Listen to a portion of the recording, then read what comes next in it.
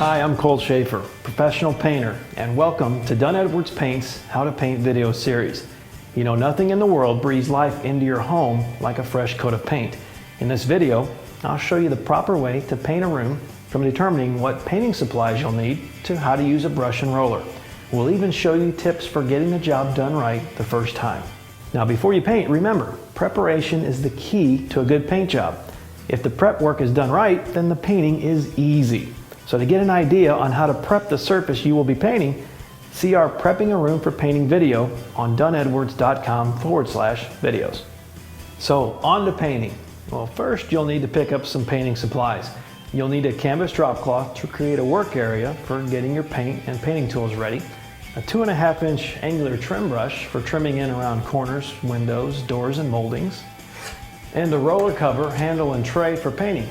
Use a 1/2-inch or higher cover with lower gloss paints or a shorter roller for higher gloss paints.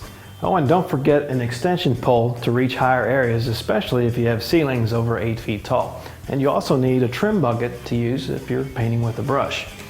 Also, a 2-gallon bucket to mix paint in and some stir sticks. Now you'll want to mix multiple gallons of paint together to ensure your paint has consistent color. And make sure you have a stepladder to reach those high areas. And some wiping cloths to clean up any spills that may occur. And I also like to keep a 5-in-1 tool handy. And of course, you've got to have your 던-에드워ds premium interior paint. Start by pre-wetting your brush or roller before painting. This improves their ability to pick up and release paint easier. Next, pour your paint into your trim bucket.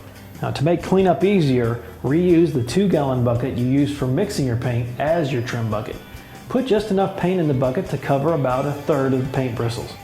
Then pour your paint into your paint tray. Put your roller slowly into the tray, rolling it back and forth until the roller is covered evenly. Before we start painting, let's quickly go over some tips for using a brush and roller. Hold the brush near the base of the handle and dip the bristles 1/3 of the way into the paint. Tap, don't wipe. I like to use the inside walls of the bucket to tap against to ensure the brush scoops up the most amount of paint. This saves you time because you'll get more out of each dip into the bucket. When brushing, paint a 2-inch wide strip around ceilings, floors, and doors. Paint with enough pressure to bend the bristles slightly, but don't bear down too hard as the brush will leave unsightly brush marks. Now let's go over some tips with rolling. First, attach an extension pole to the roller handle. The extension pole isn't just for reaching high places. It will also help you paint more wall space faster, and it really saves your back. Now, when you start rolling, cover about a 2 square foot area using an N pattern, rolling up first to minimize dripping, then work your way back to the previously painted area, making sure you apply the paint evenly and get good coverage. Now remember not to go too fast. Going at a slower speed gives you better coverage and limits paint splatter. Now you're ready to paint. Best practice is to paint one wall at a time. Start by cutting in the corners and around the ceilings of the wall. Then cut in any windows and doors. Once you've painted everything, grab your roller cover and load it with paint.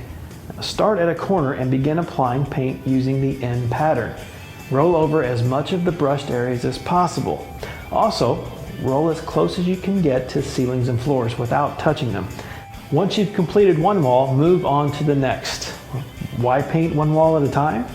Well, you want to do that to prevent what the pros call picture framing. This problem occurs when you cut in an entire room with a brush and then the paint dries before you start rolling.